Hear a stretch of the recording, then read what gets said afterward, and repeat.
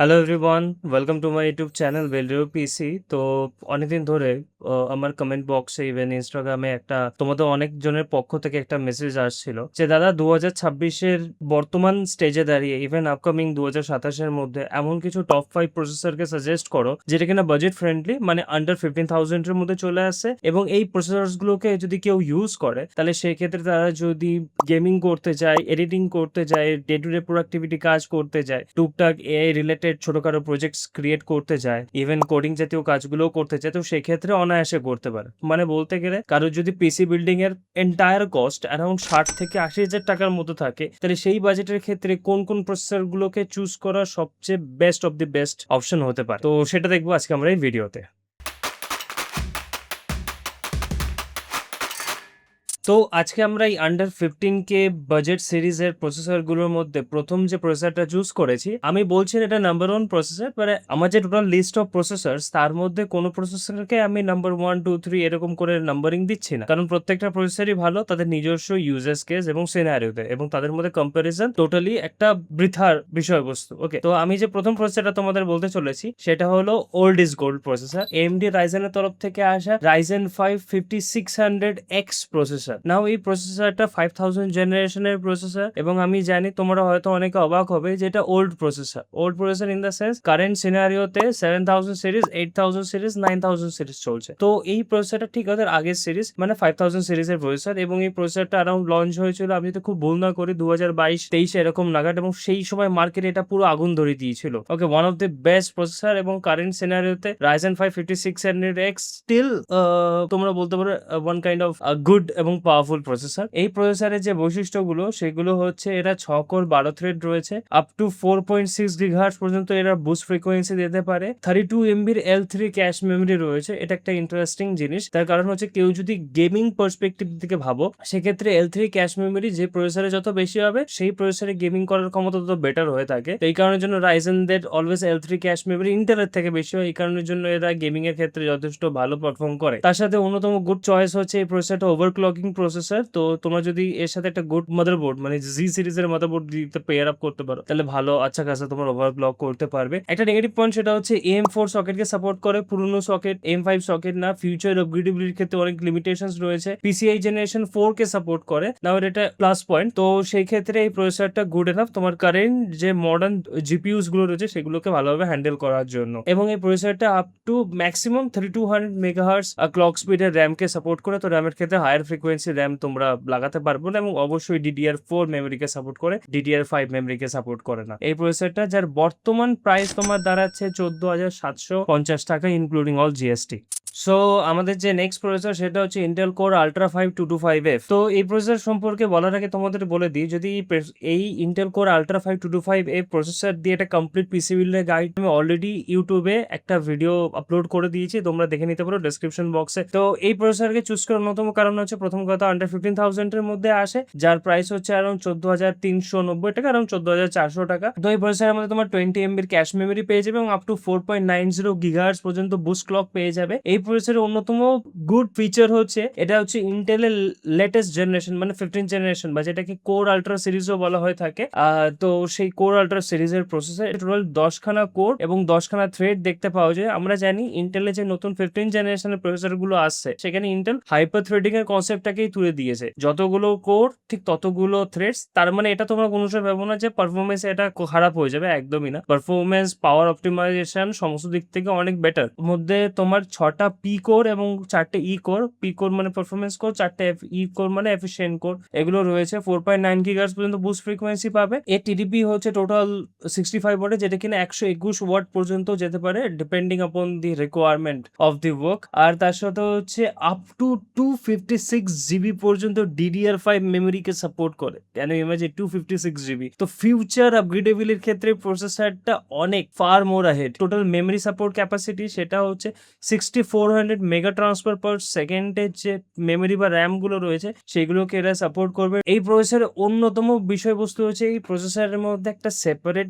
AI chip রয়েছে, যেটাকে ইন্টেলের ভাষায় বলা হচ্ছে NPU, neural processing unit. Neural processing unit হচ্ছে তোমার যে সিপিইউ ডাইটা, তার ভিতরে সেপারেট একটা সেকশন যে কিনা টোটালি এআই রিলেটেড টাস্কগুলোকে হ্যান্ডেল করে। নাও এই এনপিইউটা তেমন খুব একটা পাওয়ারফুল না, বাট তেমন একটা দুর্বলও না। 13 টপস এর হচ্ছে প্যারামিটার, টপস মানে trillion of operations per second. তো 13 ট্রিলিয়ন অপারেশনস পার সেকেন্ডে এই প্রসেসরটা এআই রিলেটেড টাস্কগুলোকে হ্যান্ডেল করতে পারে। ফর এক্সাম্পল, তোমার একটা কম্পিউটারের ভিতরে এআই টাস্কও চলছে, নন এআই টাস্ক চলছে, তাহলে এই ক্ষেত্রে ইন্টেলের প্রসেসরের সুবিধা হচ্ছে নন এআই টাস্কটা সিপিইউ পুরো হ্যান্ডেল করবে, এবং এআই টাস্কগুলো সিপিইউর ভিতরে যে এনপিইউ রয়েছে সেটা হ্যান্ডেল করবে, এবং ইফ রিকোয়ার্ড দেন ও জিপিইউর হেল্পও নেবে। সো এটা হচ্ছে মেইন ফান্ডা এই processor Intel core ultra 5 225F এই প্রসেসরের ভিতরে। তো এবারে চলে এসে আমাদের নেক্সট প্রসেসর। এই প্রসেসরের ক্ষেত্রে প্রাইসটা একটু হাইক হয়েছে, 15,000 টাকার মতো থাকছে না, অ্যারাউন্ড 18,000 টাকার দাম পড়ছে। তো এই প্রসেসরটা হলো এএমডির তরফ থেকে এগেইন আসা Ryzen 5 7600X processor. Now x suggest for কি এই প্রসেসরটা হচ্ছে ওভারক্লকিং প্রসেসর এবং